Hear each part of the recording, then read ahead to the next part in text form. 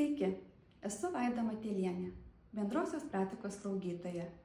Kauno klinikose dirbu nuo 1993 metų, dializių skyriuje 23 metai. Mūsų skyrius tai vieta, kur kasdien rūpinamės pacientais sergančiais inkstų ligomis.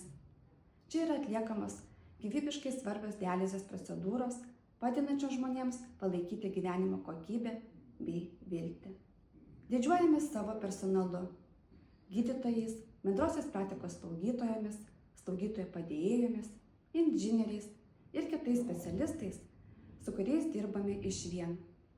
Mūsų darbas paremtas bendravimu, vienas kito palaikymu bei profesionalumu.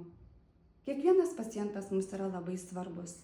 Stengiamės, kad procedūros būtų atliktos kokybiškai ir saugiai, kad pacientai gautų šilumą, dėmesį ir rūpestį. Dializių skyrius tai ne tik darbo vieta, bet ir vienas kito palaikymo, supratimo, komandiško darbo bei rūpesčio erdvė, kuri mus skatina kiekvieną dieną stengtis dirbti kuo geriau.